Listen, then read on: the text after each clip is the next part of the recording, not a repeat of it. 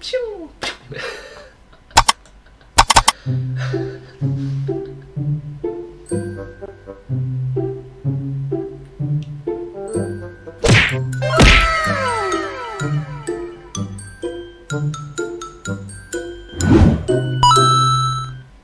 Hello everyone, welcome to this video. In this video, I'll be reacting to one of the early uploads from the YouTube channel, the Game Theorists. I'm a huge fan of their work and I hope that you will enjoy this video as well. This video is back in 2015, so I think it's around 6 years ago. Let's start. I don't know if you've noticed this one recently, but there are a lot of sequels and reboots in the gaming industry today. So praise the sun for Dark Souls, a new IP that's gotten itself a cult following, rapidly gaining in popularity by bringing old school NES hard into the modern generation of consoles. You know that when a game's tagline is, "You will die," you're in for a good time. But in our excitement over this new franchise, have we overlooked something? Are the Dark Souls games actually any good? Or are they fundamentally broken and flawed? I don't know how to explain, but that is a very good question. Ladies and gentlemen of the internet, welcome to DeadLock.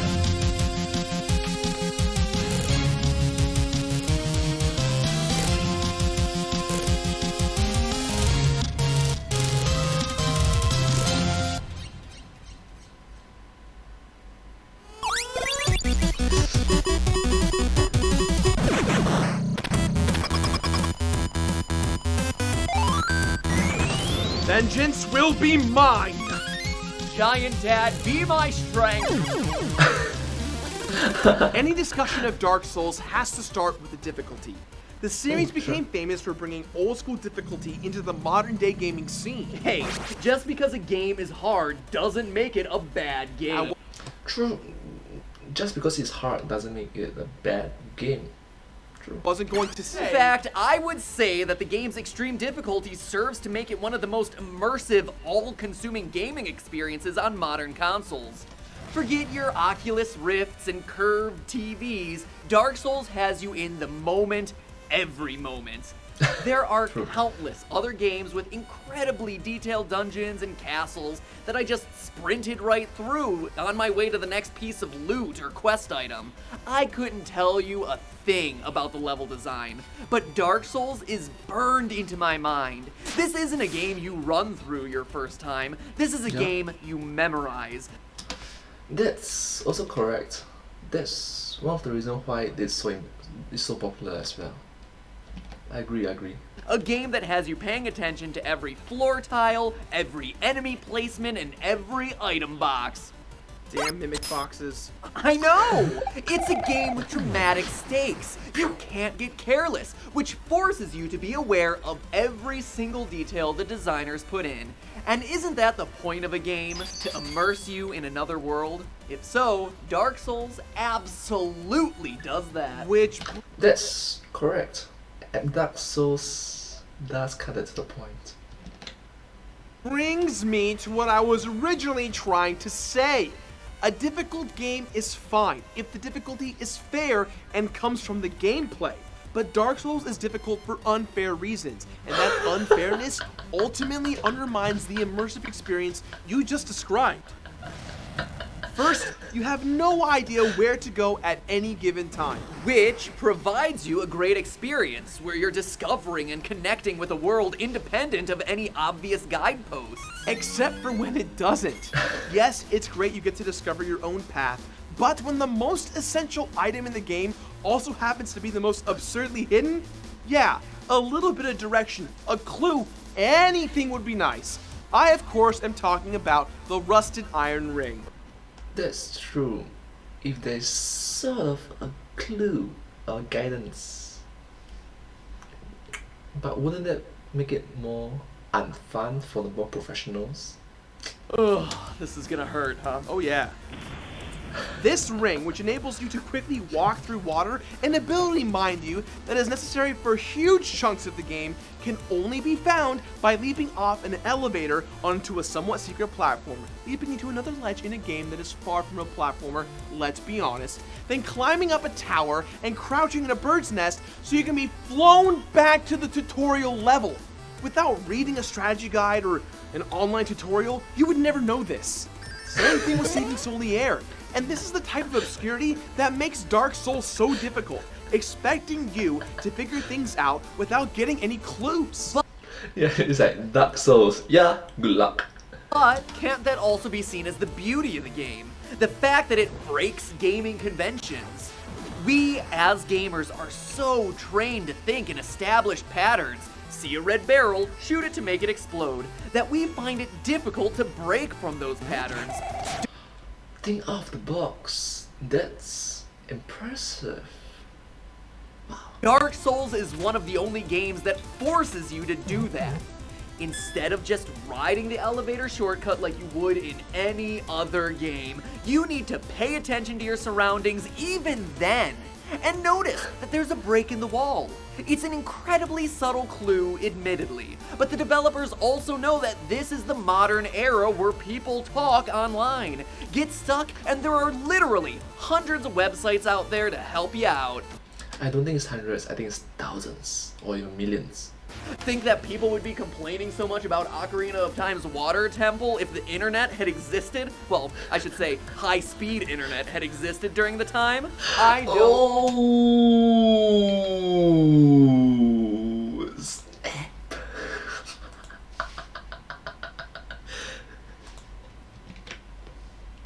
think so. Sure, but that doesn't excuse the game for being sloppy. Oh, okay, hey there. Let's not resort to name calling. But it's true from the first moments of the game. For example, you get to select your starting gift. Knowing that this is a hard game, I go with a tiny being's ring, whose description says it slowly regenerates health. After not seeing my health go up, I read online to find out that it actually increases the amount of health you have slightly, not that you regenerate health. If it's a typo, it's sloppy. If it's on purpose, it's lying to the player. I get that, but again, it goes back to what I was saying earlier, that this is a game that breaks conventions. It could have been a typo, yes, but even if it wasn't, it Wow. hammers home the point from the moment you fire up the game that this is a game out to trick you, lie to you, and ultimately kill you. Look at another Win at all costs. Their costs. Wow, it really breaks the conventional gameplay. of the starting gifts. The pendant. It says it has no purpose. And I sat there, staring at the screen the first time I played this game, sat there trying to decide whether or not I should choose that item. Because, let's be honest, what game has an item with no purpose? But it has been confirmed by Magica. the designers that no, the pendant truly has no use. It's just there as another trick, turning the established gaming trope of the seemingly useless item that somehow becomes important later on its head. Okay, fine. Point being this. GLaDOS in Portal lying to you? Different because she's an unreliable narrator. NPCs in Dark Souls lying to you? Fine, it's that sort of world, I buy it. But the inventory screen being flat out wrong, that's truly unfair even for a game that breaks conventions. Because a player needs something to let them know what the rules of the world are. True, if the description lies to you, the players, they need a, I don't know, a lodestar, yes, to follow. I want to be a pyromancer, and obviously, I see that the intelligence stat is for magic abilities. So, for my first 7 levels, I dump my experience points into intelligence. After not seeing any improvement in my character, I read online to find that pyromancy, despite it being about fire-like spells, actually has nothing to do with intelligence, and that I should be leveling up dexterity instead? Thanks, Obama, and don't even get me started on the item humanity. Perhaps the most crucial gameplay mechanic affecting everything from your stats to the way NPCs treat you, and I'm left to basically reverse engineer to figure out what the hell the programming in the game is all about. That's where the difficulty comes from. All the sources that are unfair to the gamer. But even if you inserted a halfway decent tutorial and a bit more direction into how to get and I'll be your tutorial. The tutorial is the is such the beaver boss. Use some of these essential items at the time of when you need them. What are you left with? Lackluster fighting mechanics. Wow! Being trapped in that game really made you angsty toward it, huh? I was watching Egoraptor's sequelized video on Ocarina of Time, and something occurred to me. Dark Souls has the same problems. People think Ocarina is incredible, and that Z-targeting for fighting is super exciting and immersive. But in the end, that fighting boils down to time. Wasted time waiting for the enemy to attack or to drop their guard so you can attack. Dark Souls is the same way. Block, block, hit, block, block, hit. Or if it's a boss, run around behind it, smack, smack, smack, smack, smack, smack, smack, smack. Run Or roll the boat. Get it? I'm pretty sure only people who played before know it. Row your boat gently down the stream. around before the area of effect spell kicks in. That's practically every single enemy in the game, Matt. I would argue that there's a little more variety than that, but even if there wasn't, that is a real experience, Jirard. Dark Souls is a game, perhaps the only game in recent history to make death matter. For those of you watching who don't know, when you die in Dark Souls, you lose all your souls, or experience points that you've accumulated since your last checkpoint. And the game forces you to start all the way back to your last bonfire. It is a punishing system. So of course, you're gonna keep your shield up constantly and take lots of time with every fight you encounter, waiting for the right time to strike, because death matters. It may just be one of the most realistic fighting systems in a game ever. There is True, that's true. Death really matters, especially in this game. this unbelievably frustrating section called Sen's Fortress that has you platforming your way all the way to the top, walking narrow pathways, avoiding traps, dealing with these really obnoxious enemies. And you finally get to the roof only to see this giant in the distance. And I stood there, watching it move, calculating whether or not this creature posed a threat to me. Because if I died at that point, I would have to go back to the first bonfire I was at and start all over again. But that, Jirard, is fear. That is stakes. And that is good game design. That is too real. That is it good? Design that gets you to care about what happens to your character. So then what did happen, Matt? You died. I died when a giant hidden behind me threw an explosive boulder. Cheap death, man. Cheap death. Perhaps. But in those moments where I was frantically trying to find the next bonfire while on fire, those were perhaps the most engaged I had been in a game in a long time. And at the end of the day, what qualifies as a good game to me? It's a game that's immersive and makes me feel something. Is Dark Souls immersive? You betcha. We talked about that at the beginning. But does it give you the feels? Absolutely.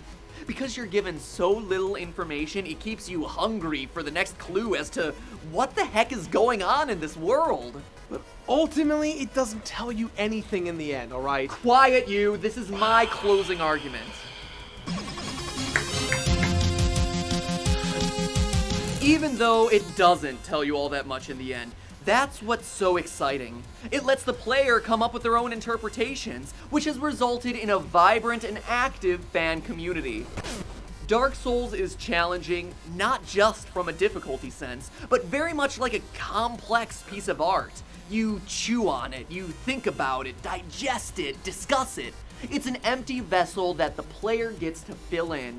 This game is truly a roller coaster of emotions. You're tense practically the whole time. You get frustrated, you rage quit, you come back, you learn, you get better, and finally you triumph, and the sense of achievement is incredible.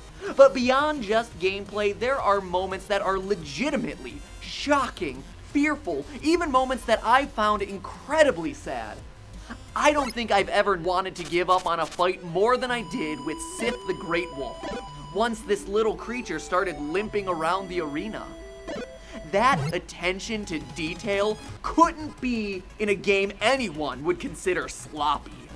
Couple those things with incredible enemy design and an atmosphere that is just oppressive the whole game, and you have maybe not what many people would call a fun game, but you have an incredibly rewarding one.